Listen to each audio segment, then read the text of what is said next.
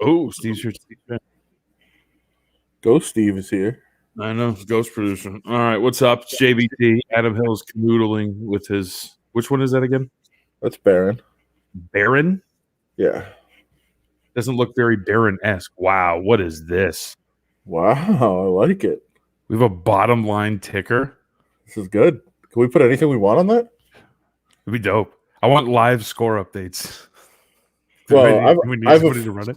I have a feeling. Well, yes, but I have a feeling I know what that's for. Should I give it away? Steve is mad about that. I don't know, what is it for? I'm guessing we can do things like, I don't know, for example, like a draft show. Pretty good. Pretty smart. Could I be a part of that? Maybe. Does Baron look very interested in what we're doing, or is he like... He looks really upset that whatever you're doing interrupted his nuzzling of your neck. Yeah. He's like, "What? Like, I thought we were good here, bro." Well, I also feel like he's like my last friend in the world. It's not true. It's been a rough couple of days. Actually, I feel very hurt because I was trying to stick up for you over the weekend, and I could barely get a response from you. I was trying to be your guy. Well, let me tell you, John. It was tough to keep up with everything. That's very true. That was going on this weekend. Would you be referring to this?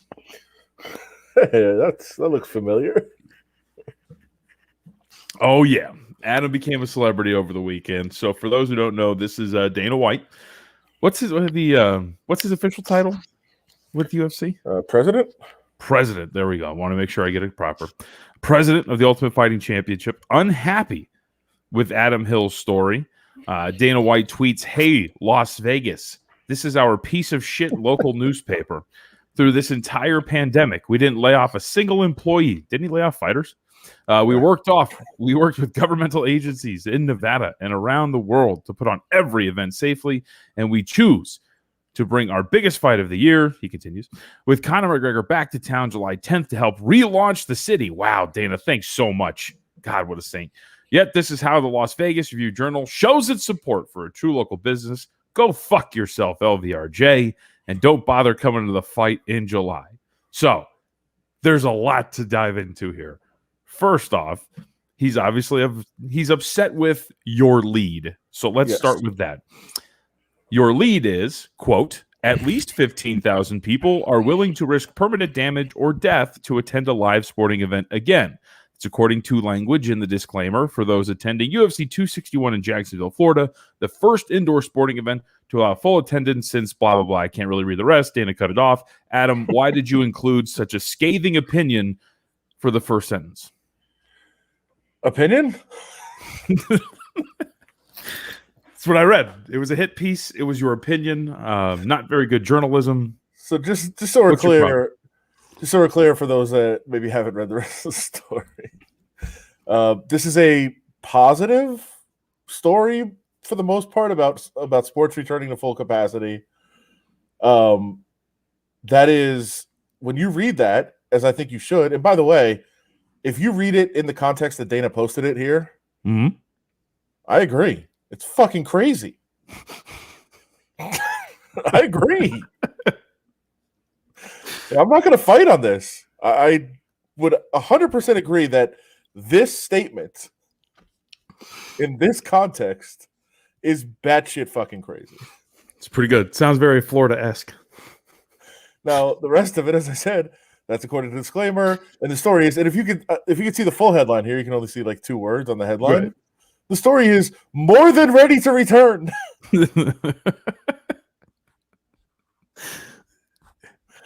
I mean, it's psychotic, basically. It is. But yeah, it's preposterous. And I would agree with him that this lead out of context is nuts. But guess what? The story is not out of context. The story has context. And the story is a fairly positive story about fans returning to events. So okay. I went through and kind of tallied up some of the complaints to throw at you and see what your response is. First off, fun. But first off, obviously not an opinion piece. For those who don't know, that is the exact language in the disclaimer. Is it on the ticket? Correct. That the it's cut off here, but you can see at the end of this, what is it? Third paragraph here. It features the language, quote, may lead to exposure to COVID-19, and that and the language says something about exposure or contraction of COVID-19 may result in severe and permanent damage or death. That is from the disclaimer. And the point of including this is, hey, even though this language is crazy and over the top, it's just kind of what we're going to have to get used to. And people don't care because they sold out the event in minutes. And that's how excited people are to get back to events. Like, that's the gist of the story. So I'm fully vaccinated. I would have signed that shit. I'm in. Like, I'll go. You know what I mean? Dude, John, I wanted to go. Right. If it wasn't the week, this is the fucking insane part. And I couldn't really go after people on Twitter, and I don't even really want to discuss this, except this is where we talk about these things. So I did it for you. I did it for you. But like, I wanted to go. I would have, if it wasn't draft week, I'd be going, which is also another part of this. The crazy part to me was like when people are like, how does it feel to ruin your career just by taking a political stance or something? And I was like, you should get a raise. Yeah, first of all, you mean I'm going to have to go back to fucking covering the NFL? Right. Like, yeah, my career is really going to suffer from being banned from the UFC. According to Dana White, according to Dana White, that would save your career. You'd go from here to here. Of course. In his media rankings. So it's fucking ridiculous. But this is true. Like and by the way, I will it sounds nuts. I'm going to defend Dana to an extent. I mean, he probably should have gone and read the story, but like, somebody sent him this. This is clearly somebody sent him this, a picture of the lead without the story. Yeah. And he was like, what the fuck is this? I agree. If this was all that's out there, this is fucking nuts. So I agree with him. I'm fine with being angry about that. Now, like I said, he should probably go read the whole story, but I get why if somebody sent you this, I think if I was in his position, I probably would like just flip out about it too. Yep. Like, why? Like, I'm trying to do the right thing. I think we're being somewhat safe about it. Whatever. Why would this be the lead? Well, because it's not really the story. It's just the one snapshot of a story. As I pointed out, for those that don't like know what a lead is, and also here's the other thing: people calling it clickbait. Like, stop.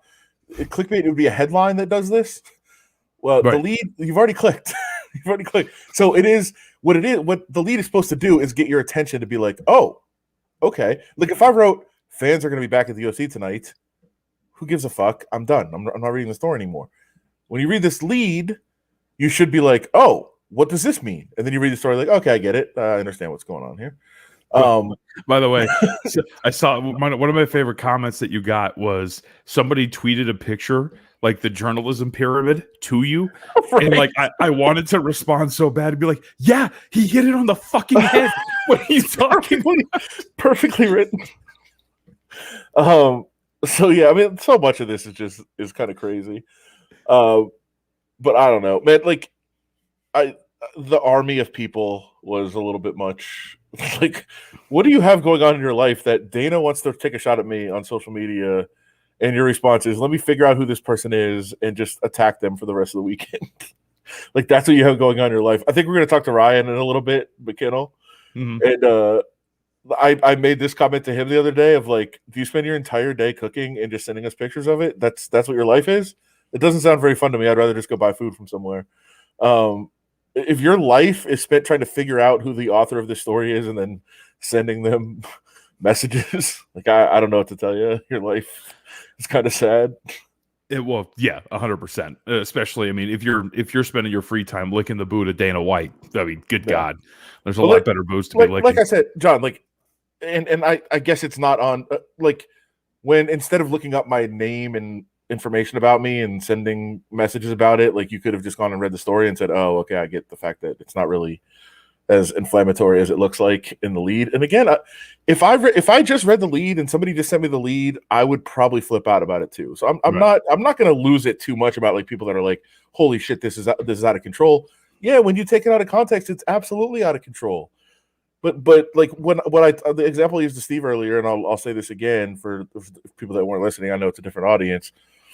Like, if Tom Brady went 39 of 40 in a game, I might write a lead about the one incompletion. You know, Right. He dropped back on 3rd and 4, threw it over the middle, overthrew, landed in the ground. And, you know, if you just took that, and then I would say after that, like, it was the only incompletion of the day. He was so awesome on, you know, on Sunday, blah, blah, blah, blah, blah.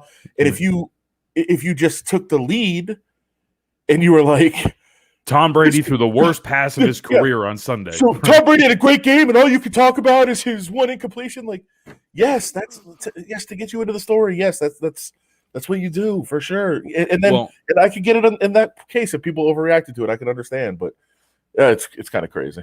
One of the other common complaint that I saw, Adam. Yeah, it's a fact, but we don't like your tone. You presented it. What tone? In a very fearful tone. So great.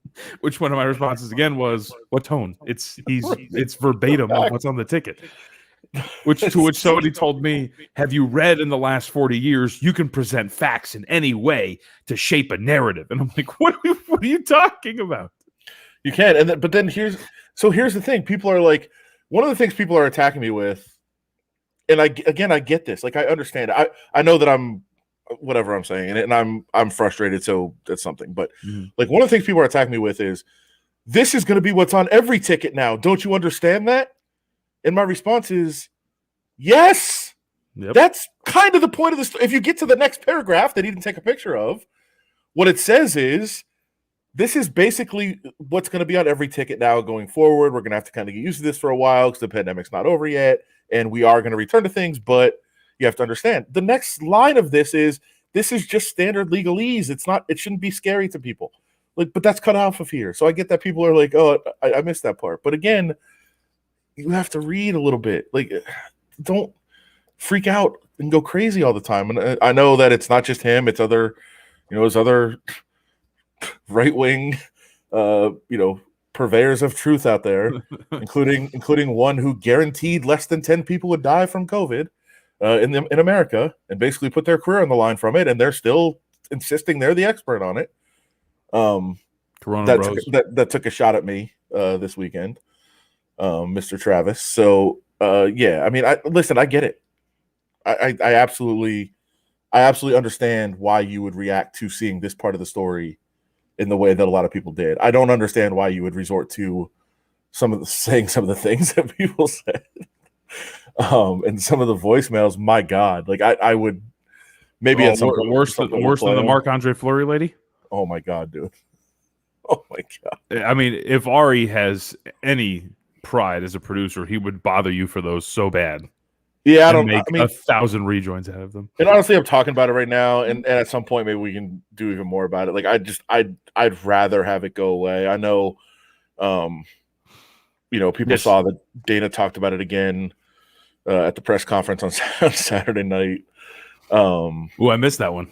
You did? Yeah. Well, and you know what's funny is I should have watched the post-game press conference because I also wanted to find out what happened to what's-face's knee that just like completely collapsed and his ankle like just started twitching. And oh wait, you're not talking about Weidman. You're talking about yeah, I'm talking about Crew, where it looked like he had nerve damage, right? Yeah, it's called drop foot. That's exactly what it is. And for those that didn't see it, so there's two really weird foot injuries on this card, or leg injuries. One was Chris Weidman, whose leg broke completely in half, just like Anderson Silva's when he was fighting Chris Weidman, which is like the ultimate irony. And Dana showed some really strong support for him on Twitter too. First ever victory without throwing a strike, which actually turned out wasn't true. It had happened once before. It's so fitting. It's so fitting. Yeah, which is funny. So, and yeah, Brady says he did. He actually DM'd me. He said, I'd like to bet that Dana mentioned you within 6.5 minutes, I think it was, but I think it took 7.5. But yeah, so the Jimmy Crute fight, it is essentially a nerve damage thing. And I'm not a doctor. I don't really understand.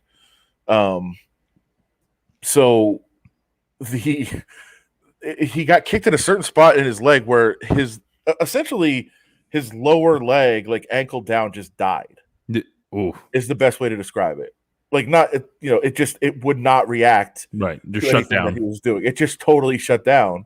And it's called drop foot, which again, I don't know if that's a legal a thing or if that's just what I don't know where that comes from, but that's exactly a description of what it is. And yeah, it shut down, so he couldn't do anything. He did actually get a takedown after he got that. Dude, it was insanely impressive. He fell forward, but then the round ended, and they were trying to get the nerve back, and they couldn't. So he stands up and he's like, "All right, let's go, fight." And the ref's like, "You got to take a step and show me that you can actually take a step." And then he tried to, and it just totally gave out, and he went down. It was you just felt so bad for him because it's not like he was hurt. But at the same time, you're like, if your leg can't work, you can't fight.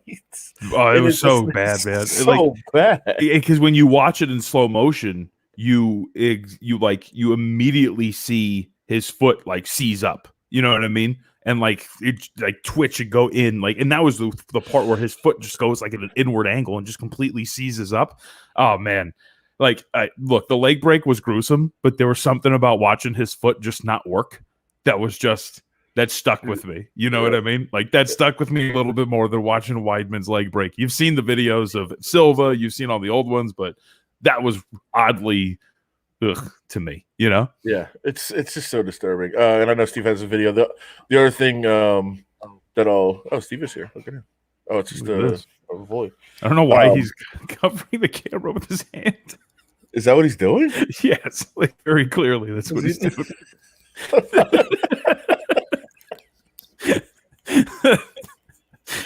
That's funny. Oh boy! All right, well, go ahead.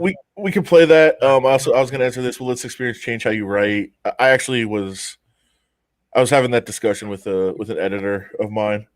I don't think it would. Like again, there wasn't anything wrong with the story. There was something wrong. There was something wrong with taking the lead out of context. Mm-hmm. So will I think about it? Like if I write a lead, will I think like what would happen if this got taken out of context? I think that's really tough to do.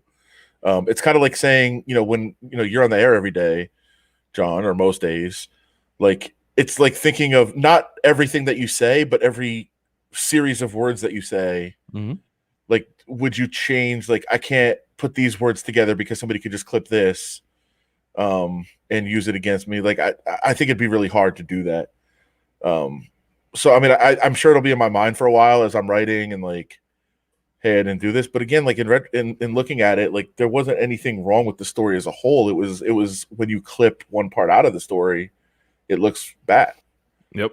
So I don't know really what you can do about that. But I mean, I'm sure it'll be in my head. I mean, absolutely. How could it not be for a while? I mean, this was a crazy couple of days. So.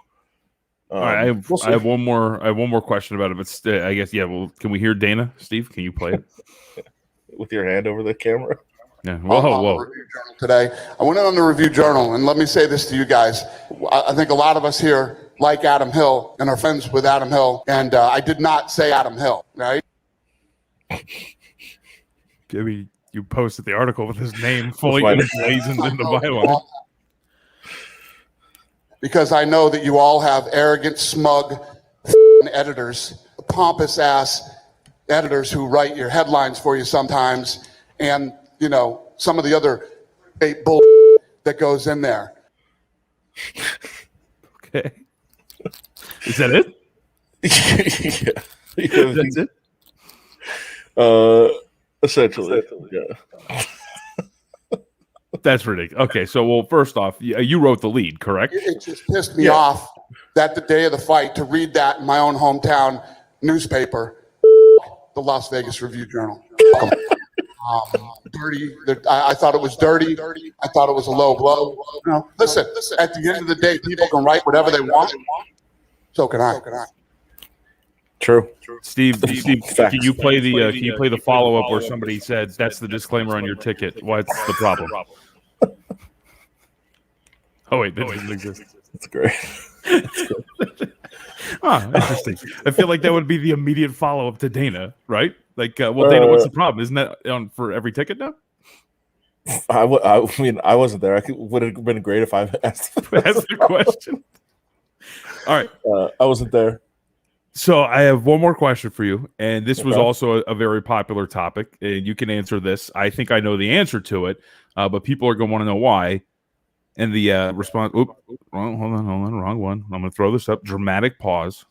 I'm not as good as Steve here. Hold on, let me cover my camera really quick. So I'm gonna do my. Why was the tweet deleted? Now, I would personally, before you answer, I would think that personally, without knowing the decision, if I were you, I would not like that the tweet was deleted because it does smack of some sort of wrongdoing. Well, no. I don't know what I should say about this. If you can't answer, I don't want to put you in a bad spot, but obviously this is one of the more popular topics as well. So remember earlier when I said the lead out of context is bullshit? This is the lead out of context. So I asked for this to be taken down, but this was 24 hours before the craziness happened, by the way. Right. This was taken down Friday. Oh, so this was taken down before Dana even got his hands on it. 24 hours before. That's hilarious. Because I thought the lead out of context was crazy. The lead in context is fine. But that's all I'll say about that. That's the Okay. Have you had any private conversations with Dana since this started? He likes you, apparently. He said it right there. We have spoken through intermediaries, I'll say that. Okay. You tell Adam Hill. Now. I don't think it has not been like that. And I believe, like I don't want to speak for him. I believe what he was doing at the press conference was he was obviously tagged in a lot of stuff that went in my direction. Who was it? Oh, and I think, oh no. You made it on Hannity? Get out of here. Fuck. I believe that that's great. This is I'm not happy now. Stop this. Now there's a whole bunch of there's a whole bunch of right wingers that are now very upset with you. It's good. What up, Connor? I figured that might have happened because like everything died down for like 24 hours and then it started up again like 2 hours ago. And I was wondering what happened, so that would have been it. Did you think Tucker Carlson took a couple minutes out of telling him to harass people with masks outside to awesome. Like go tweet Adam Hill of the Las Vegas Future? Yeah, that's great. Jesus Christ. Fight their children. Go after them. That's actually an awesome question from Brady. Would Trump have mentioned it? Probably. Ooh, that'd be good. Yeah, probably. Man, you did this all wrong. Should have done this a while ago. They should have. Man, if only the timeline was a little backed up. By the way, you deserve a raise. The RJ probably got more traffic than. Well, actually, that's not true. None of these people read it. Nobody read the story. It's very true. I mean, there were probably some who read it, but there were probably others who were like, "Nope, I know everything I need to know."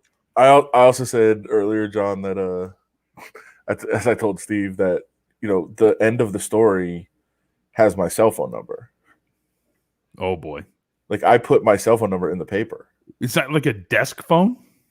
No, but if you Google like my number, right, it's a desk phone. So I got all those messages forwarded to my email, but like they come to my email like as an attachment, and I just get them separately. But if anybody actually read the story, they would have just called my cell phone.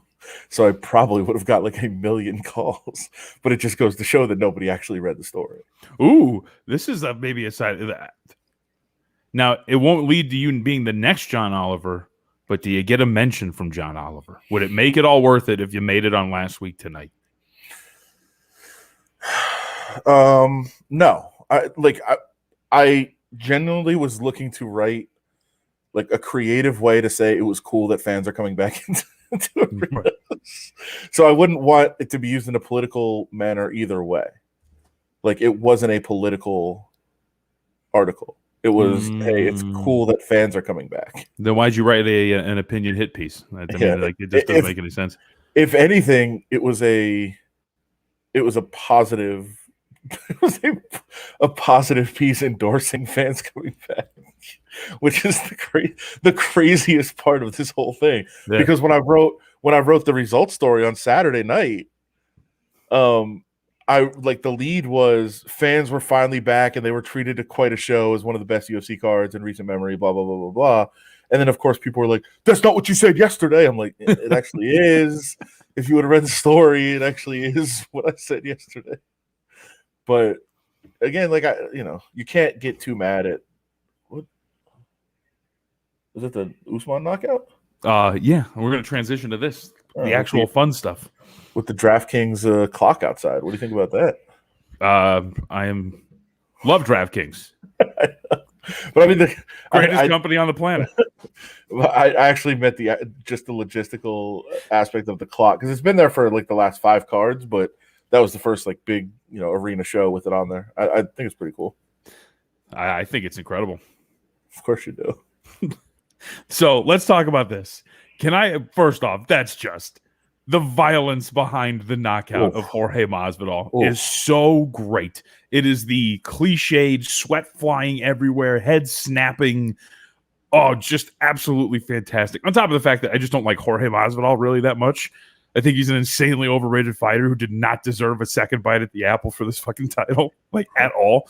There were many, many more deserving candidates, but I guess because he's popular, he got here.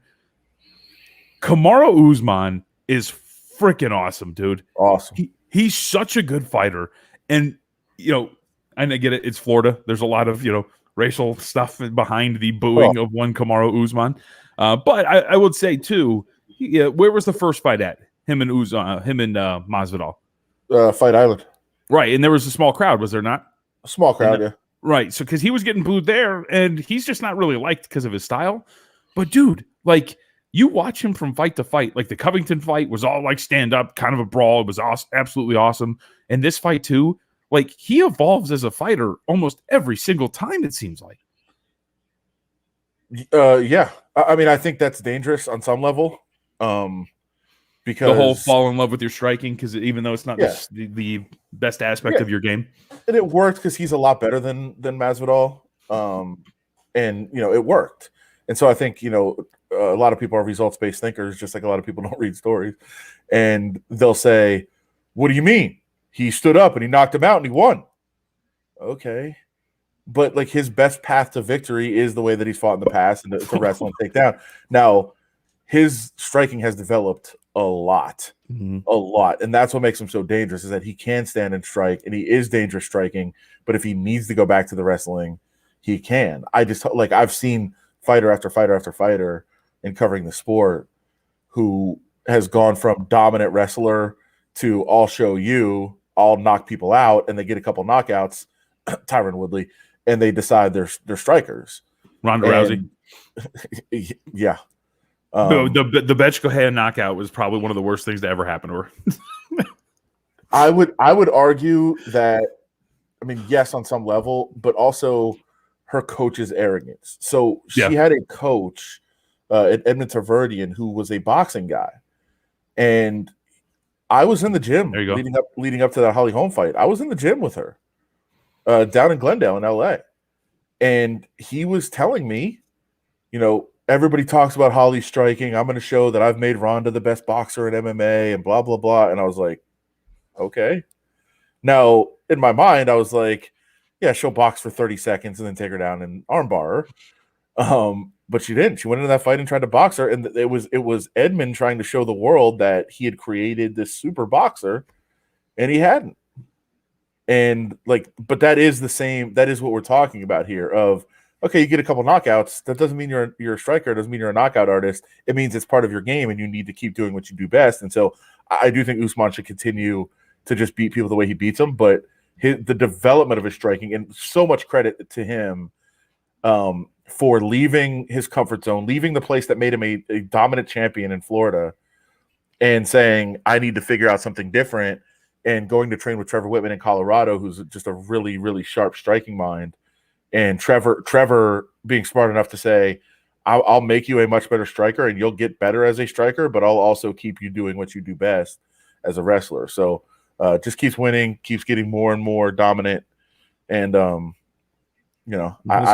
very impressed by what he has done. How could you not be? I mean, that's an understatement to say you're impressed by what Kamaru Usman has done. He's fucking awesome.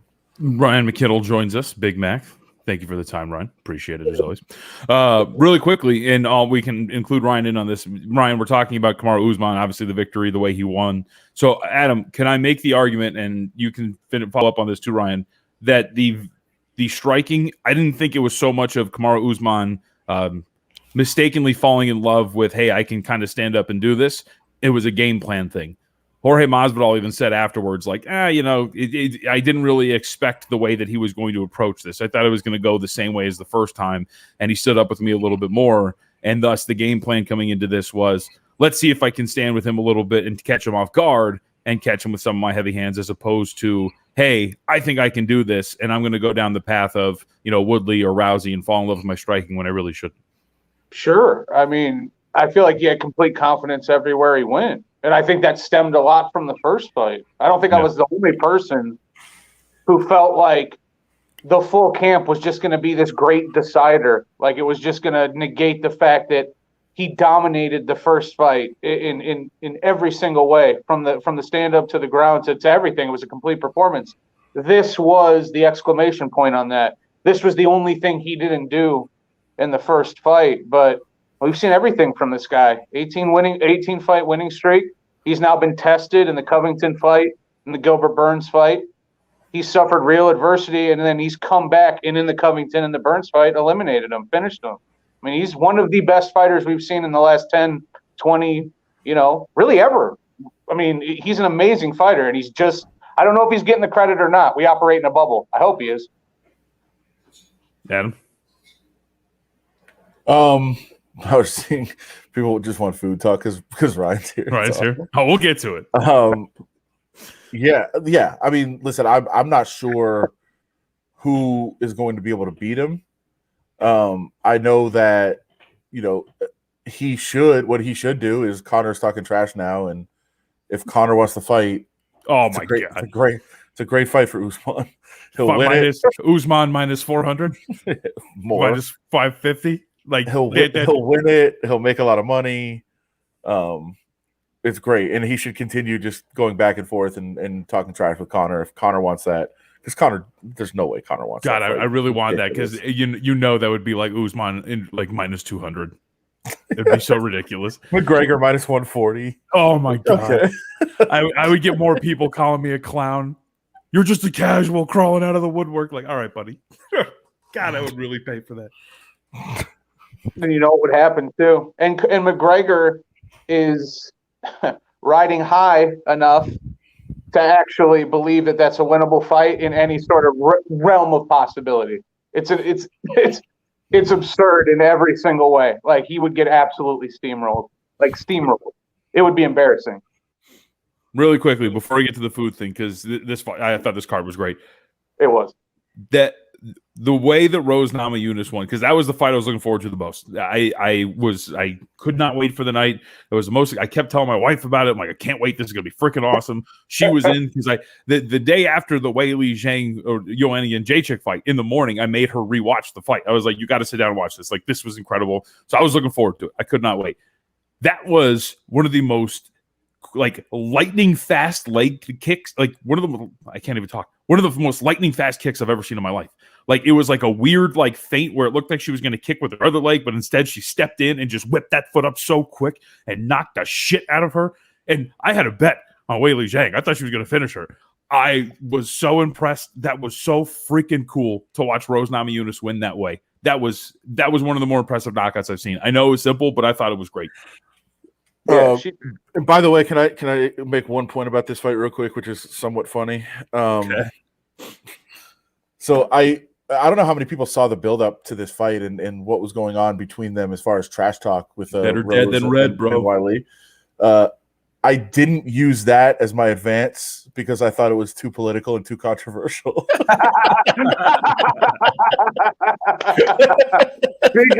Speaking of that, did you share the screen cap that I sent you in the text group yet? Are we celebrating? Steve just posted it. Okay, because that's the real reason I'm on here is to celebrate Adam's big day. Finally, after right there, all these years, Adams, congratulations, man. Seriously, congratulations. I know it has been a dream of yours personally to appear on Sean Hannity's show. So to have this happen, all coinciding, just in the last 24 hours. It's special, man. So congratulations. I'm glad I could be here for it. I'll say that I figured something happened because everything had died down. Did I just say this? I don't know if everything had died down. Yeah. And so I was like, okay, it's all gone. And then it really picked up again like 2 hours ago. And I was like, what the fuck is this? And so I was like, okay, that must be what happened. And I also have a relative of mine that is not on social media, would never read anything I wrote, texted me like a half hour ago. And he's like, oh, I heard Dane's mad at you. What's going on? And I was like, how the fuck do you know this? And then when I saw that, I was like, oh, okay. I saw you in the latest Q drop. It was crazy. Exactly. Big day. Big day. All right, so Big Mac's here for a specific reason. Not to talk about mixed martial arts, even though, as Adam knows, and we actually, a lot of the times post-fights, our Monday shows are really actually float around the mixed martial arts scene, even though I'm somewhat of a noob and could never analyze MMA or don't know anything about it.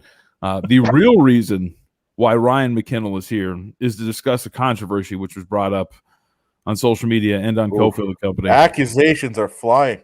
Yeah. Oh yeah. You didn't get enough of this on Twitter. You wanted to get this on video. You wanted to get just absolutely owned on video. Okay. Well, there was requests. There was evidence is there, my friend.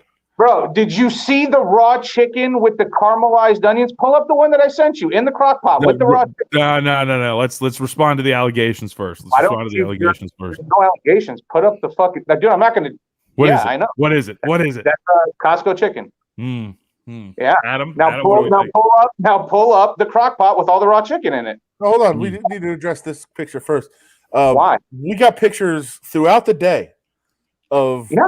We're doing this from scratch. We're doing this from scratch. We're doing this from scratch. Yeah. And then there's just a baked Costco chicken or whatever is going on. Let me tell you something. For a podcast named Smarter Than You two are pretty fucking stupid.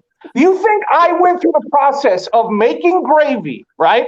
Getting corn off the cob, taking fresh corn off the cob, then grating it off, right? Cubing all of those colored carrots and that celery, right? Like, as I mentioned, the fresh gravy, pre-searing the chicken, seasoning the chicken. Go through that entire thing just to use pre-made chicken from Costco. Are you out of your fucking mind? I spent like 4 hours. The wife and I spent like 4 hours making that. Now, John, that's how long the line at Costco was? John, bring up the photo of the raw chicken, and we can end this stupid conversation. It's also, not raw. We see it. It's two things. Clearly cooked.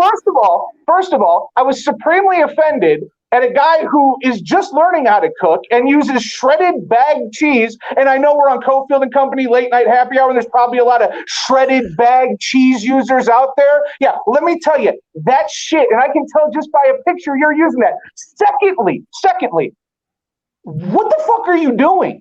Like, you're having conversations outside our text group about my cooking, which means you, Adam, Cofield, and whatever, like, oh shit, did you see that? Big Man used the pre-made chicken. What the fuck are you doing? Don't you guys have jobs? Adam, you have like 7 jobs. John, you've got like 3. None of this makes any sense. Anyway.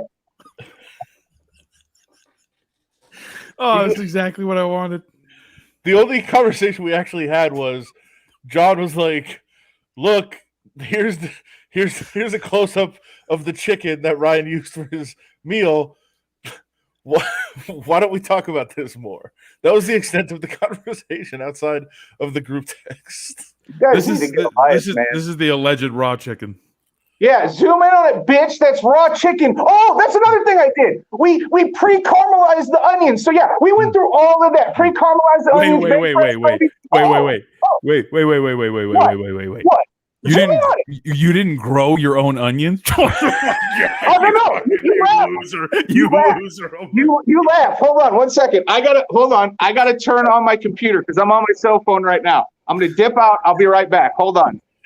Yeah. I mean, all you did is tear pieces off the chicken and dump them into this bowl. You didn't slaughter your own chicken? Yeah, what the fuck? I thought it was from scratch, bro. So while Ryan's not here, he's clearly not in on the bit. One of my favorite pastimes is just doing something very simple just to set Ryan off, and he's like he is perfectly playing into this. Goes all in. You said like this all started because you sent a very simple photo of your cooking, which was like it was just one photo, and you were like, I don't even remember what it was, like Smoker Saturday or something that you sent over. Right, I sent over this picture right here, which is my slow cooker Saturday picture. And then it led to a Sunday of like 75 photos of Ryan allegedly cooking and then buying a chicken from Costco. Right. But in reality, I do love the concept of me not being allowed to use like the cheese, right? Like I had to do that. I also use like honey and garlic and like soy sauce. At what point is the responsibility on me that it's not embarrassing that I don't like originate some of this stuff, right? Which, by the way, do you want to know why I used pre-grated cheese, Adam Hill? I think you'd be into this. Yeah, I'd like to know. Because I was using the cheese grater to rice my cauliflower because I was making cauliflower buffalo dip for a friend who was vegetarian. Oh, that sounds yummy. Yeah. It was also a pain in the ass. So I'm not about to grate cheese again. So you said one time was enough for grating cheese? Yeah. I mean, I could feel that. Wash your cheese grater. I did. I just didn't feel like doing it again because the buffalo dip was a pain in the ass. No, I don't make my own soy sauce. Is Ryan going to buy another chicken? I feel like he's like, I don't know. Maybe he's bringing in a chicken. He's going to slaughter it on camera for us. Please cut it off. I don't want to watch that. He's gonna wring its neck. Pluck the feathers on camera. I don't know if Big Karen's coming back. He's gone. God, that was, man, that was perfect. Like that was exactly what it was looking for. It's so here. Do we have to let him in? Oh, is Steve not here? Oh, there he is. I see him. He was. I just scrolled down. There he is. Yeah, just wasted my fucking time here for the last 5 minutes while you two get your shit together. I thought this was like your own show on Monday, like Smarter Than You podcast. You don't even know how to fucking run it. What I was saying also was that, and if you talk shit about Paulie's garden, I swear to God, I'm going to come and fuck you up. That's our windowsill garden. And we use fresh herbs from that. So, John, I heard you explain talking about your cheese. You went through all that, the soy sauce, the honey, all this extra prep, just to use shitty bagged cheese. Have you ever noticed bagged cheese? It doesn't bubble. It doesn't crust. It doesn't melt. That because it's fucking fake, it's not real. So you go through that. I'm trying to help you. I would have helped you. But you made these wild accusations. You had to make an enemy out of me. You had to sit here and tell me I'm using pre-cooked chicken in a dish that I clearly spent time on. It's fucking ridiculous. Here would be my issue. You started sending photos. I was dealing with all kinds of craziness, but I see your photos. I see you in the kitchen cooking. You're working on this, working on that. After a couple hours of this, I decided to go meet up with some friends. We sat down, had a long conversation, goofed around a bunch, had dinner, talked for another hour or so, hung out with their kid, the little baby who's just adorable. Sounds and then I drove home. And then you're still cooking. Yeah. It's a whole fucking day. It was a great day. Watched Dodgers and Padres, watched Suns and Nets, sat around and watched Spider-Man, the animated series. Took great advantage of the 420 deals I got earlier in the week. Y'all are hating. It was a great chicken broth. Didn't even it was a great calm day. Like you not even use your own chicken broth. You got store-bought weed? you buy it. That was funny. That was good. That's good. 2012, bro. You guys, Faith. I should say, Faith put a lot of effort into this, and she was really upset that you would accuse her of sex. So this really isn't just a me thing. This is also a Faith thing. And Adam, you should be ashamed of yourself because I know how close you two are. Wait, she was the one cooking?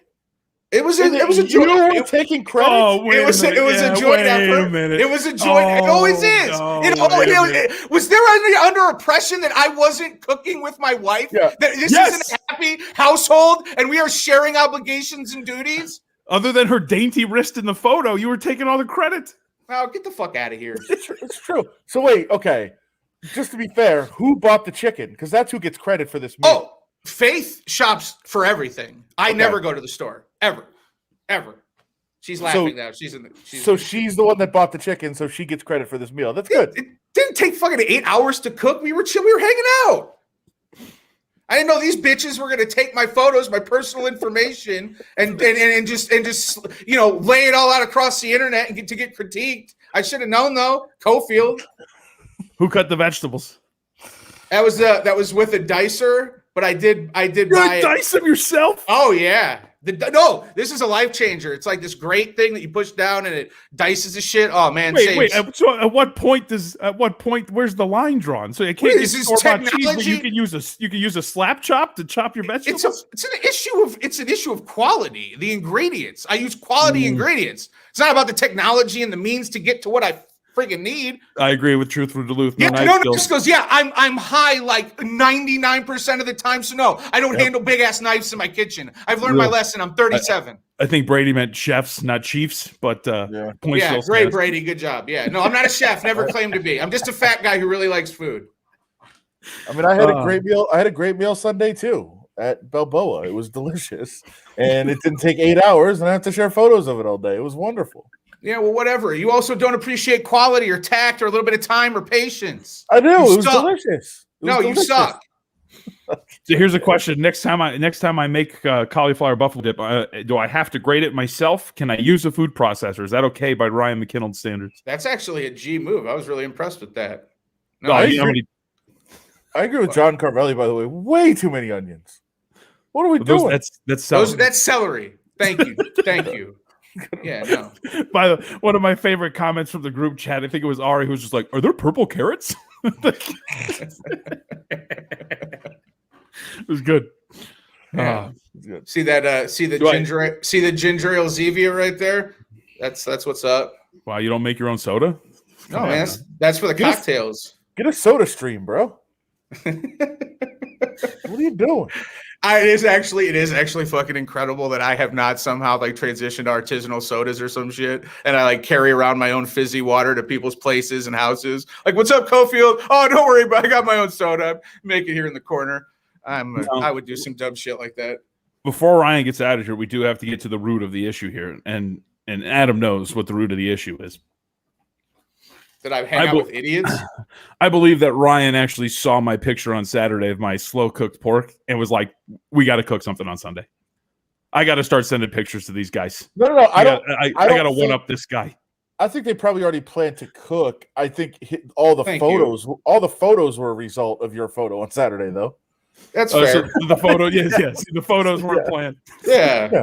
And I also wanted to subtly smack your bag cheese shit box in the face. I was offended, and then you brought this to me. I knew I was right. I knew I was right to rub it in because you went and you tried to sleuth me. You tried to accuse me of cutting corners and not, embracing the brand. Ultimately, it's my fault because I should have sent pictures of the entire meal that I cooked, which was a lot of painstaking effort of deveining shrimp and cooking them up with butter and lemon juice and garlic and ricing cauliflower, which I guess is a verb, like ricing stuff. That's like the verb of what you do, which is ridiculous. Yeah. That was my problem. I should have sent the whole thing because see, I like this more. I like the commonalities. I like the celebration of our appreciations of food. I don't like fighting. I also don't like these accusations. That's fucked up, John.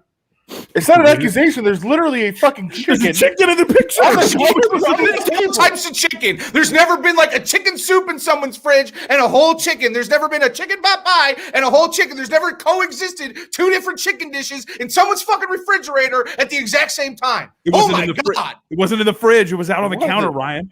Yeah, so she just brought everything home. It's just chilling. We didn't even put anything away yet. But if you weren't going to eat the chicken that day, you would have put it in the fridge. I don't know. You were planning on eating the chicken for dinner, so you kept it on the counter. No. I think we were just lazy. There's no method to the madness. There's not an answer to everything, Professor Hill, Detective Hill.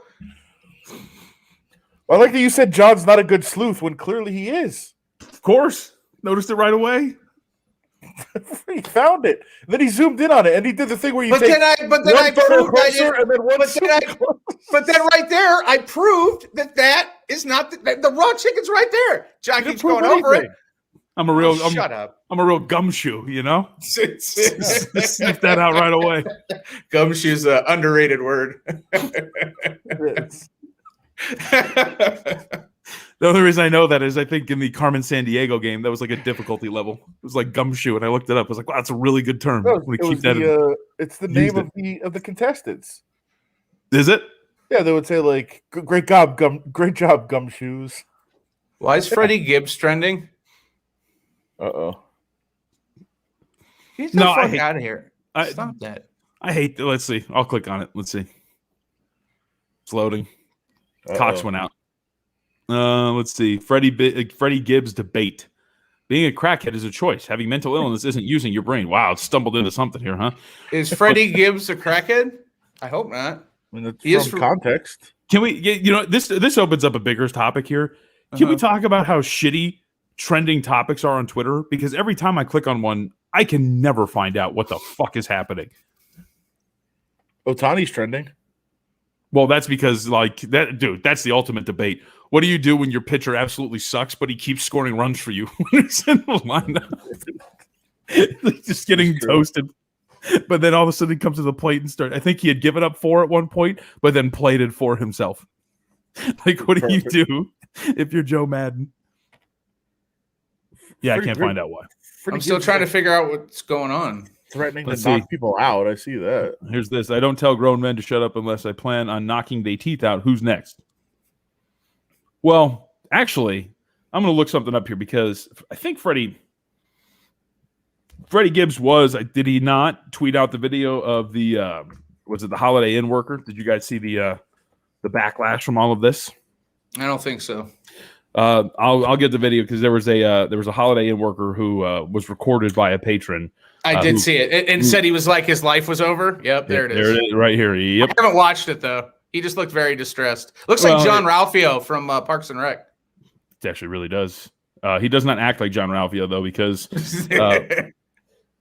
he apparently got mad and hit the computer during this interaction, and as you're going to see right now, he kind of flips out and kinda starts hitting himself.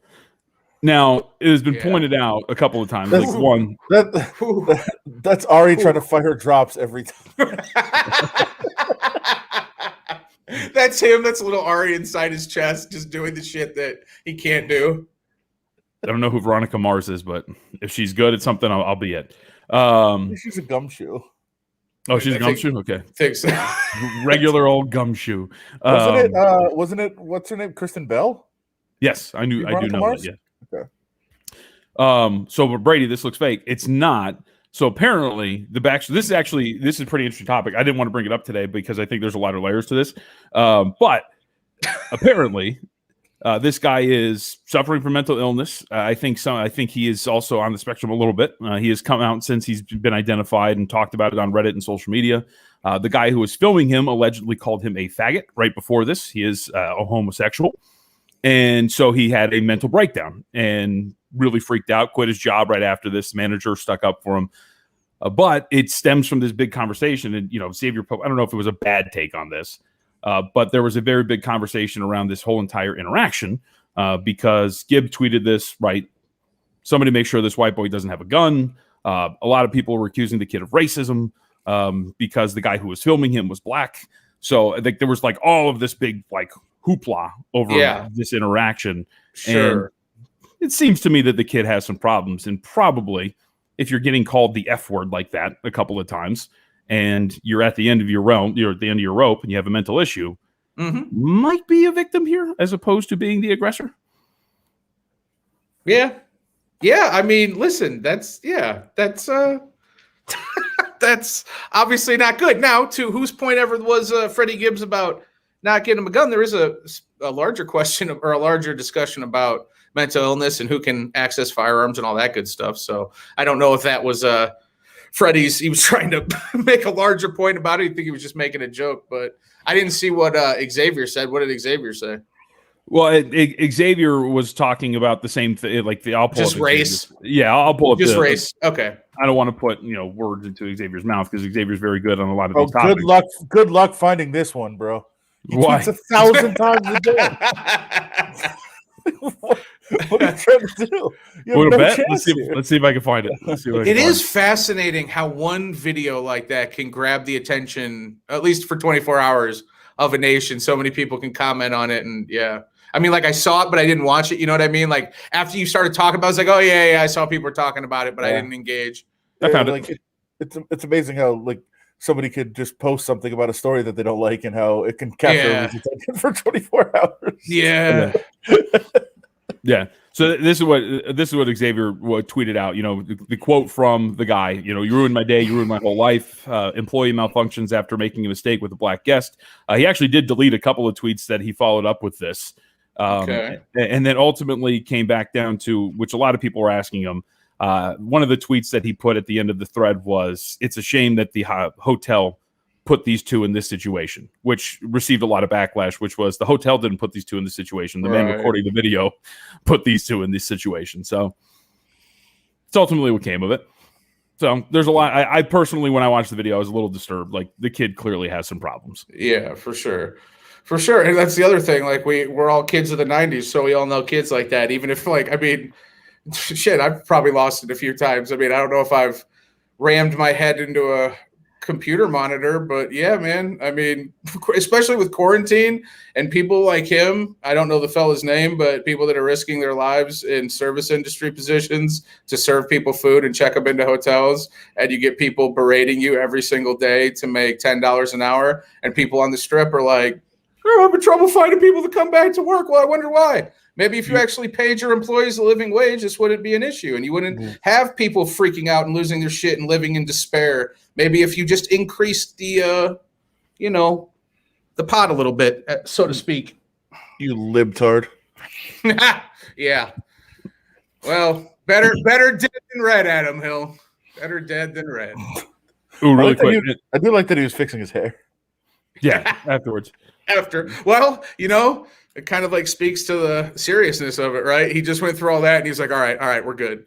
I think that's why Freddie Gibbs is trending, by the way. So yeah. To answer that question, to dive down that rabbit hole. Did you guys see this? You just dropped it in bounds? Did you watch it? Look at this. So this is, can you see my arrow? Yeah. All right, this is Kevin Durant. Watch him inbounds this ball. The ref is over Kevin here. Love? Kevin Love.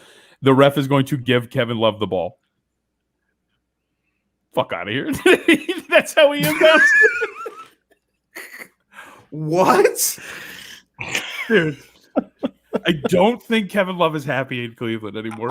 We do. I mean, this was always going to be it, right? Like when everyone left, it was just fast forward 3 years to Kevin Love just smacking the shit out of an inbounds, just saying, "Nah, fuck it, I'm going home." I forgot Kevin Love was even on the Cavs. Right? Well, and the two times that he's made an appearance in mainstream media, it's this. And then if you remember, there was the video. I don't know if you remember when Beeline was coaching him last year, where he freaked out in a half court set and like he grabbed Colin Sexton and like put him in the spot where he was supposed to be. It was like screaming at everybody. I respect it. You know what? He's a competitor and he just can't be happy making $100 million. And that's some fucked up stuff. Like for real. Like he's that much of a competitor that he just can't be happy collecting the fattest paychecks known to man. I mean, I wouldn't be where he is because I don't, you know what I'm saying? Like he's clearly a very competitive fellow and good for Kevin Love. Brady has a great point. Can we buy this on Top Shot? Dude, yeah, right. We buy Well, I think when we were doing this, when this first came out, that was our idea. We were originally talking about. I wanted NFTs of like low lights. Like I wanted the J.R. Smith forgetting the clock at game 1 of the NBA Finals. Like I want that. What about like a classic like Matt Barnes Kobe inbound? Imagine getting the NFT of that for real though. Like if you had the NFT of that. That's right. I don't know how much is that still worth money? Is Top Shot a thing? I see rumblings that it's a what's the word I'm looking for? A scam. I don't know. I only deal in classic collectibles. Kind of a pyramid scheme. I mean, it's no different than Bitcoin. Huh? Brett O'Bannon. It's no different. It's just okay. it's something with in theory, right? You're establishing a value. Yeah, right. No intrinsic value. They're just making up a value for. Yep. And it's on an exchange, but it's measured against the U.S. dollar, and people are using Bitcoin as like the future of currency when there's no more US dollar and it falls apart and it tanks. But like, well, in an extreme situation, yeah, for sure. But you only measure Bitcoin against the US dollar. So like, what is the value if the US dollar is gone? You're like, oh, one Bitcoin's worth how many dollars? Oh, there's no more dollars. So what's it worth? Okay, I'll just say this. I don't know a lot about Bitcoin, but I did get Bitcoin, oh God, about 6 years ago until I went to the D about 4 years ago and I found out they had a Bitcoin ATM at the D. And then I took all my Bitcoin out and I spent it at blackjack because I realized I had money in the account and I could take it out. And that was very stupid because it would be worth a decent amount of money today. I mean, I think there's some validity to it in terms of, like you said, the intrinsic value that other people established or give to it. But there is an untraceable element.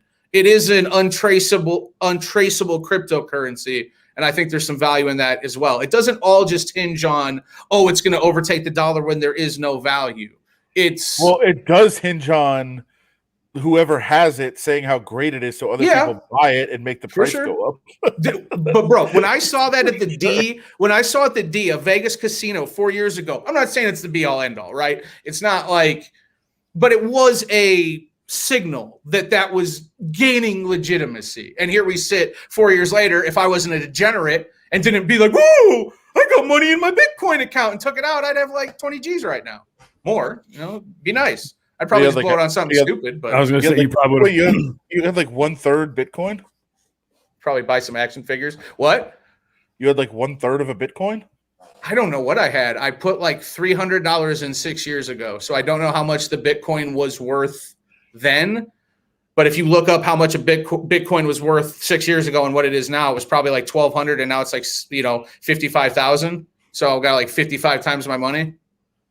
If that's how that works. You guys know I'm an idiot when it comes to numbers. Remember the tweets I had to delete like a couple weeks ago about handicapping and shit? Like, no. I start talking and it's just no. At least I'm slowly learning as I near 40 to shut the fuck up occasionally. I don't do John, that. John, do you have work to do tonight? No. Well, I do, but I mean, and catch this work in MLB The Show again. That's what I think he was. He was feeling salty about me striking him out 18 times in our game earlier. Well, first off, my accusations came before that, so yeah. Well, whatever. And I'm glad I struck you out 18 times then. Right. Hey, I played it too. That's all that matters. No errors. Really solid. Why? What do you got? Yeah. What was that? No, I am tonight. The rest of the night, I'll probably be done around 7 a.m. I'm working on my final mock draft. Oh man, you read my mind. It's draft week, baby. It is. Boom. So I feel I've had Justin Fields 3 on every mock draft I've done. Stay with it. I feel I have to switch it. No. Okay, but who you going to switch it to then? Make the right choice. It should be Trey Lance, but I'm going to switch to Mac Jones because I think that Shanahan wants Mac Jones, and I think Shanahan gets final decision. And I think I'm trying to predict what they're going to do, not what they should do. I think they'll take Mac Jones, but here's where 4 gets interesting. I think that if Mac Jones goes 3, like 11 teams start calling the Falcons to go to 4. No shot. What do you mean? You're talking about teams in the range of like 15. No, to move up that far. You have to because you have to. The thinking is that you'd have to trade up because you don't want somebody else to trade up. Like, right. I know that none of those teams. Well, you're scared that like the Lions will trade to the Patriots or something like that. But they just acquired a quarterback in the offseason. Who did? The Lions. No, I'm saying that that's what I'm saying, that the Lions would trade down to the Patriots. So you have to jump ahead of the Lions if they're trying to trade out. I know the Panthers are trying to trade out of 8. Right? So I think for my final mock, I'm going to have the Broncos trading up from 9 to 4. Not going to happen. You're completely convinced? No? Well, I just don't know there's a deal. And like if you're the Broncos, like you have Drew Lock, you could just sit there and get Trey Lance at 9. Like when I look at everything in the way the board shakes, like there's just the only reasonable deal to be made for any of these teams would be like a Patriots to trade in like 10 or 11 range to get whatever is left over of Justin Fields or Trey Lance if they're still there. One of the two. I believe some teams don't even have Trey Lance on their board, and they have Justin Fields too. Crockpot cooking with Big Mac. Do you think has Steve just been sitting here this whole time and covering the camera with his hand? I'm pretty sure, yeah, because he came in like his fake Cofield, and then now I don't know. Yeah, I see. Okay. Oh, okay. I was gonna say it's really impressive, like deltoid strength to just like sit there for an hour and just like cover the camera. And he's gone. And it's gone. So I personally think the Fields thing is interesting because I think a lot of teams are clearly higher on Fields than like this is fascinating because every bit of analysis says Fields over Jones. And yet the 49ers look like they're going to go with Jones, which is absolutely incredible given what they gave up and whatever. We can have that conversation over and over again. So Fields adds a different dynamic, but I get like when I just look at the board overall, like I just don't know where the deal is for Atlanta. You know what I mean? Like they're just going to be there at 4, and you're going to select Pitts because the realistic teams to move up in that spot, I just don't know if they're going to do it. And again, like the Broncos, sure, or the Lions, trading out of that spot, but like the Lions desperately need either a wide receiver or an offensive lineman. You can get one of Slater or Penei Sewell if they're still there. Looking at the way the board breaks, I just don't think any deals make sense, and I could be proven wrong. Yeah. Well, I'm with Brady. How do we even know that was Cofield's hand? Fair. Well, we saw his eye. He did this thing. Yeah, we saw his eye. Which one though? No. You don't need to drag smut into this. It's better than draft talk. Haven't you guys done enough of this? I mean, I don't listen to the show, but it's 4 hours every day just talking about draft and the NFL. Yeah. I'm working on it right now. That's why I gotta. It's draft week, bro. I'm trying to get some feedback. It's this week. Yeah. And it's not in Vegas again. It's a Post-it note. I use that for some Zoom work meetings when we're supposed to have the camera on, but don't want to be seen. Steve, did you accidentally post from a burner? What is happening? What was that? His burner? Is that his burner? Is that Steve's burner? Oh shit! What was that? Gill the throw? What? No, it's definitely not Steve. He's on here. That guy's on here a lot. So it's definitely not Steve because the person that is that account is on Twitter a lot because that wouldn't be Steve.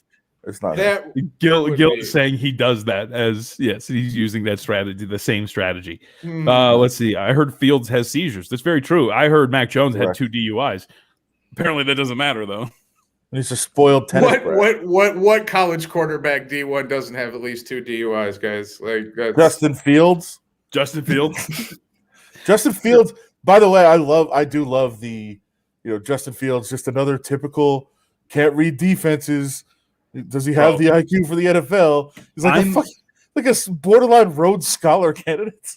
I'm amazed about how casual the coded language is around Fields for this draft cycle, and we're just eating it up. There's barely any pushback on this. You have a dude who has the ultimate character issue of having DUIs, right? Potentially a team trading up for him. He's got a dad bod, so there's no commitment to fitness. There's all of these red flags for Jones, and yet we don't give a shit. By the way, anger issues from his tennis days where he was like a John McEnroe type.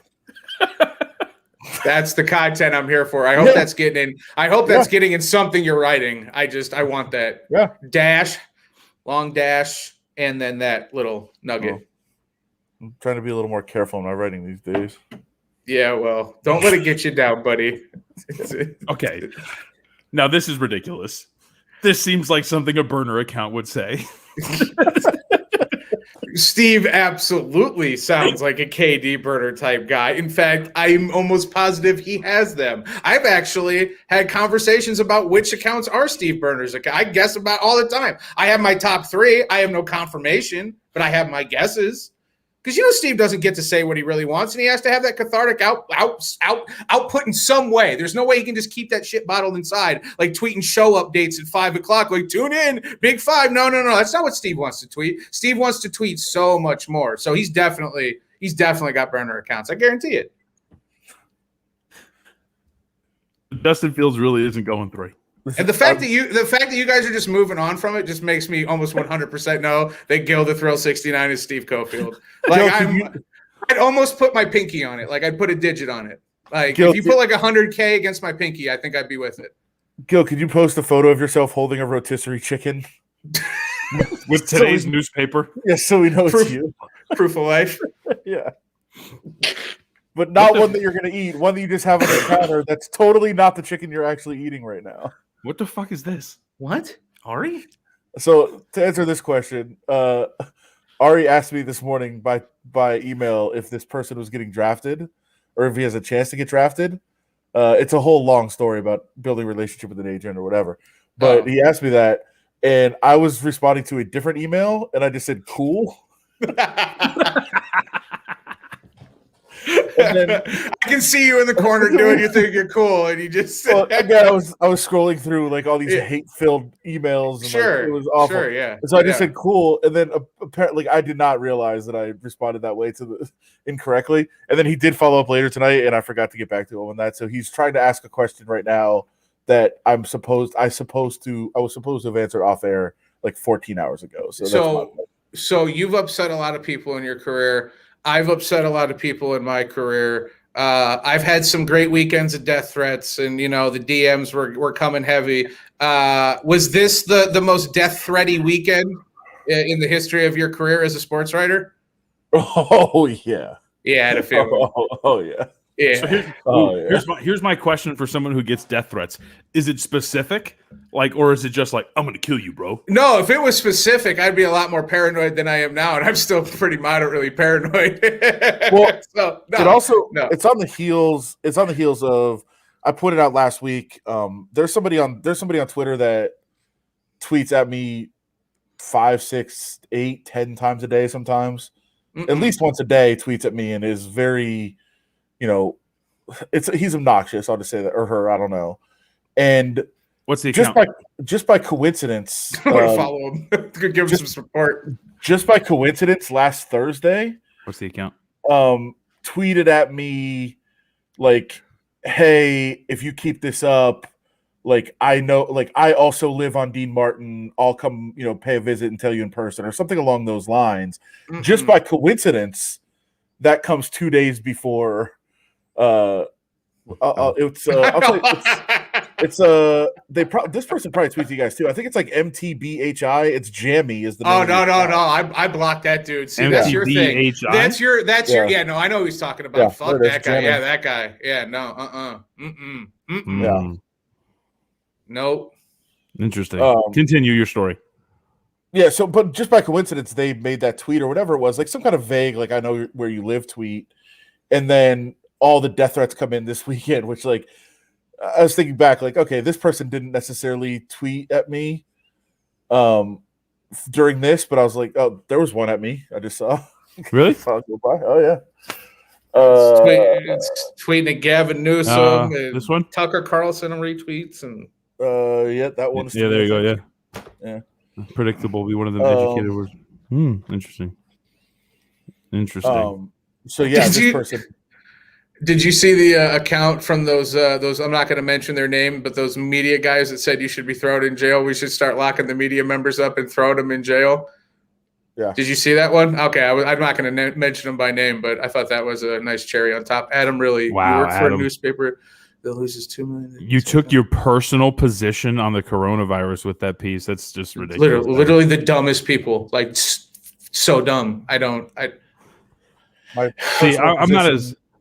From the back of the ticket.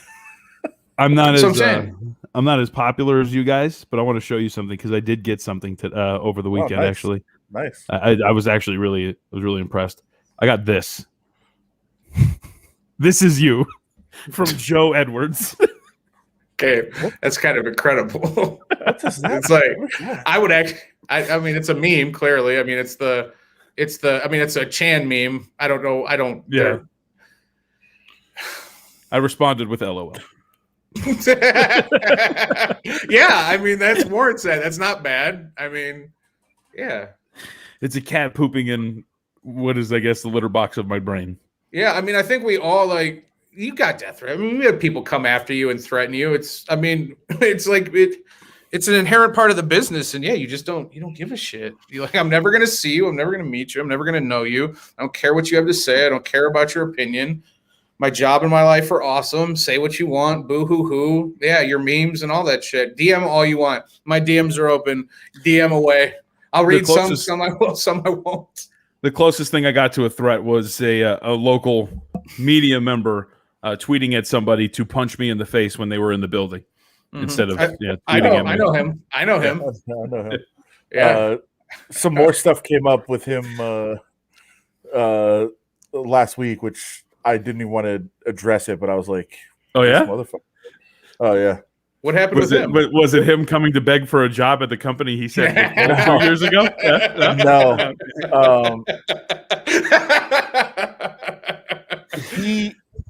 He started a very, very ugly and disgusting rumor a couple months ago.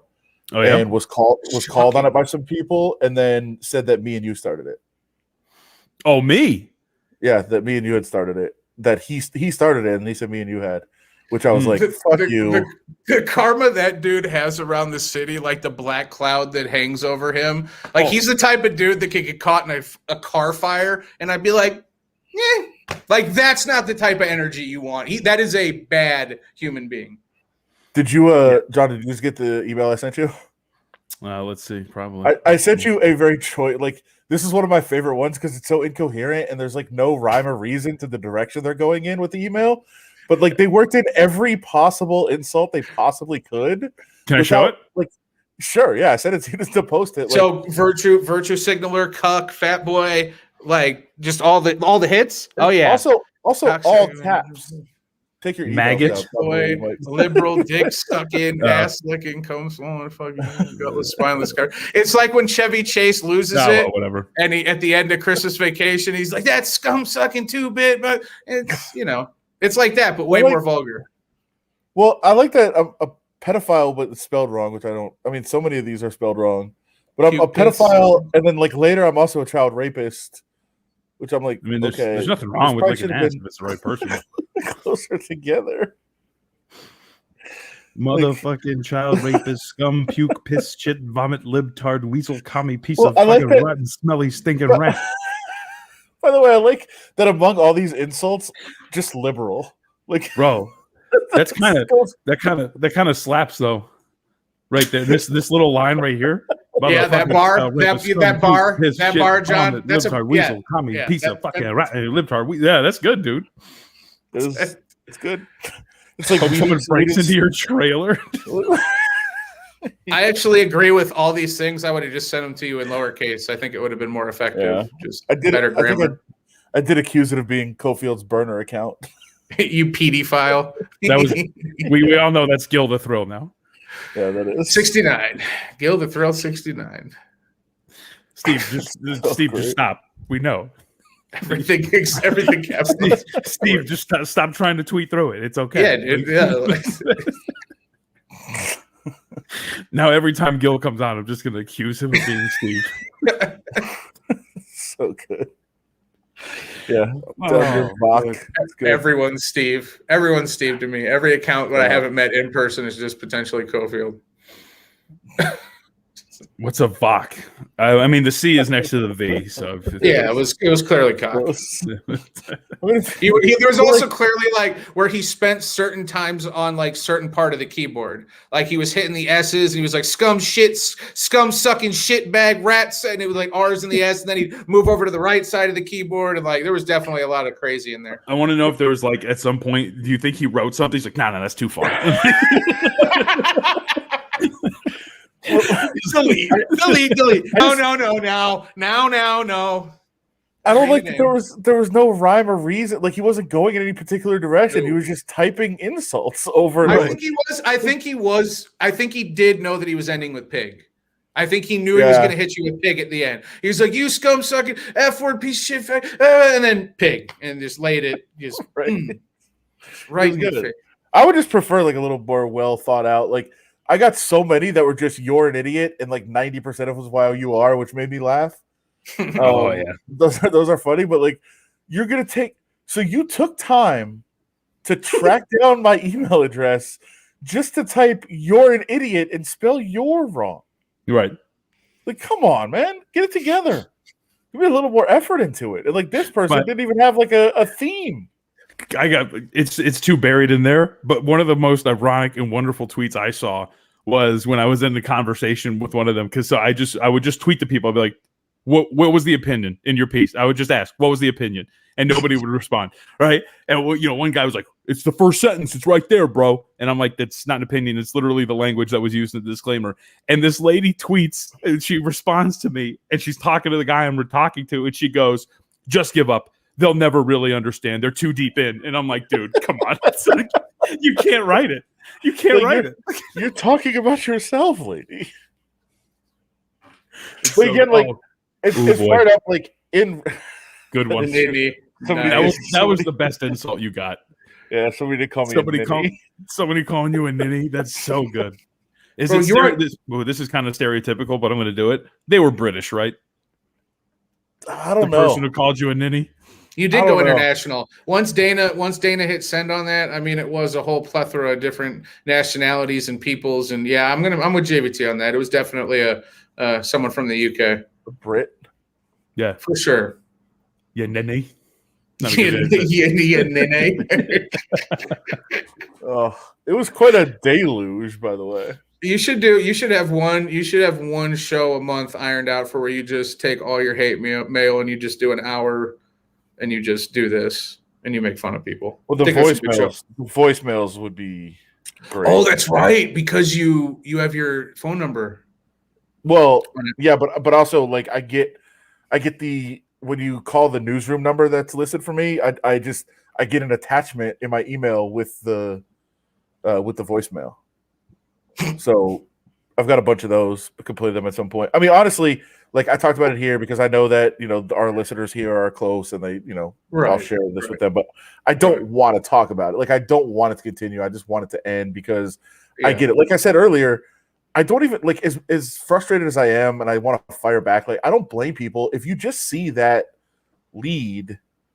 Like I get why people would be fired up out of context. It looks fucking insane. It's fucking insane. That lead is insane out of context. But when you read the story, it's different. So like I understand if you're just seeing that. And by the way, like that's all Dana saw. Somebody sent him that picture. He didn't see the story.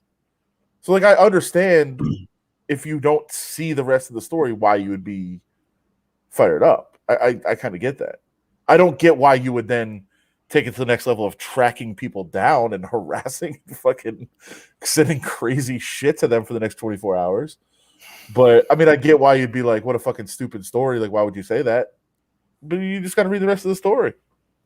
It's a big year for you, man. You ended up on Hannity tonight. You almost got shot last summer. Like, this is true, actually. Like, I mean, there's probably a bunch more I'm forgetting. You got COVID. You survived a pandemic. You're not a tiny guy and you got COVID, so you survived that. It's a big year for you, Adam Hill. Very true. While other people are down during a pandemic, you just keep rising. I'm thriving. Yeah.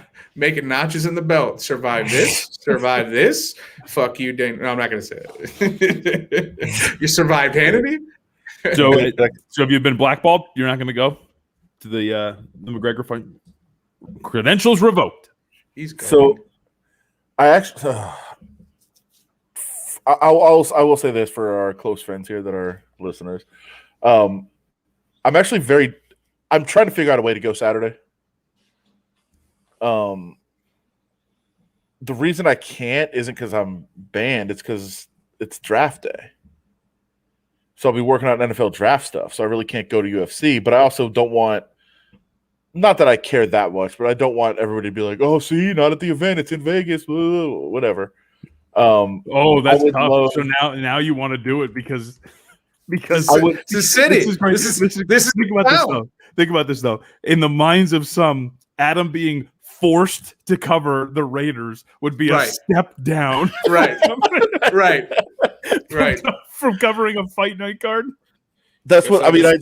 I definitely wanted to. I mean, I wanted to respond that to a lot of people that are like, "How's it feel?" I actually like a bunch of DMs. I just saw some right here. Let's see. Maybe now that you can never cover UFC again, you'll enjoy frying burgers for people, and you can wear your mask there. Like, okay. Well, according to Dana White, who says MMA media is down here, the NBA. No, he's right. MLB, He's right. It's because NFL. of the There it is. people he's right. It's because of the people he credentials. And then the actual journalists like Adam, who write a piece that maybe he doesn't like or whatever, right? Ask questions, do their jobs, right? He has issues with them. But then there's like 5 people I can name off the top of my head that wear costumes and do characters and are trying to get on television or trying to make like careers for themselves as gimmicks, right? Dana loves them because they get to just feed them softballs and not cover the actual stories in the sport, like the Reebok deal 6 years ago or television rights deals and how they got $1 billion from ESPN. And how is that being given to the fighters? And how's this new Venom deal affecting payouts and sponsorships and fighters' rights and workers' rights and the future? Because these guys are and girls are in the ICU business and they're risking their brains every single day. And Dana White ain't risking shit. And that matters. But he doesn't want those people telling those stories. He doesn't want people asking those questions.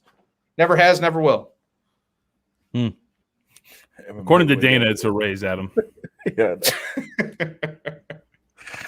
People were like somebody was like, in the end, all you did is screw yourself. Now that you don't have MMA, what are you? And I'm like, an NFL writer? Like, Right. What do you mean?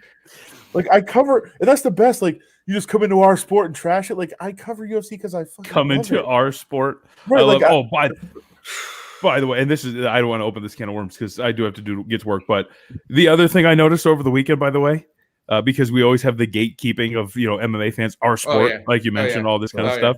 Yeah. I don't know what I expect of certain MMA outlets like MMA Junkie, but to also try to pile on Stephen A. Smith this weekend. Yeah. And write their articles. Headline: Stephen A. Smith, what is it? Admits I'm no MMA expert. Like, shut up. Okay, Stephen A. Smith is 1,000 times more successful than any of you writing for MMA Junkie. Stop with the gatekeeping garbage. Leave it for the mouth-breathing fans who want to keep doing that shit. But I don't know what I expected. And yeah, I will say somebody mentioned the name of a quote-unquote media person in here who I got the notification that like they liked Dana's tweets and Instagram posts. You know what? I give an excuse to the people out there who are just Dana sycophants that attacked me, that didn't read the story, whatever. If you're a media person and you like that, fuck he's not media. Seriously. He's a character. I know, but he sits cage side. He sits cage side. His access that could be going to actual writers and journalists and people that are trying to make the sport better and not trying to get themselves over in a gimmick and not trying to show up on the press conference streams and not try. We have dealt, Adam and Adam's been doing it a little bit longer than me. I've been doing it for 13, 14 years. He's been doing it like 16, 17. We have seen incarnations of that dude. We have seen them come and go. We have seen a lot of different versions of this sport. It's just Dana has always been the same. He likes stuff like that. He never likes to be challenged. Now he understands there's a place for it and he has to get by with it. But I feel like it's gotten worse in the last 3 or 4 years, like especially during the pandemic and I don't give a shit about coronavirus and just a lot how the company got so politicized and he started branching out into that a little bit more as well. It's been really interesting to see. Yeah, I'm not in the bubble. Big Schmo sucks. He's fucking awful. Okay, he's a fucking character. Anybody could do his role. He has no legitimacy whatsoever. But here's the thing. If he had like some sort of like, if this was like a societal social critique and he was turning the mirror on MMA journalism and he was like playing a role and he was doing like some sort of like, highbrow art critique, I'd be like, all right, that's kind of fucking genius. Like the MMA media is whack and there is something there and you could exploit that, but you're a symptom. You're a part of the problem. Right. He's not doing it. Exactly. You're not doing it satirically. Yeah. Exactly. Not even remotely close. He's just taking up time. And it's just, and yeah, liking, like Adam said, liking that post from Dana and some of the other bootlickers that I saw in the media coming out that I'll tell them, Shoot Media came out. They got like 12,000 followers on Twitter. And they were like, they need to start throwing these media members in jail. Fuck you. Try me. Like that's like, I mean, you're out of your mind. And you'll say that on Twitter. Keep the same energy. Keep the same energy. It's a good way to end it. Big Schmo sucks. Yeah. Down with that. Salute. All right, boys. That does it for Good to be back. Smarter Than You podcast. Yes, it was very good to have you. You should come on more regularly. I would tell you to go eat that rotisserie chicken, but I know you put it in that stew yesterday. So, so you already did. Oh, by the way, the person we were talking earlier, the media member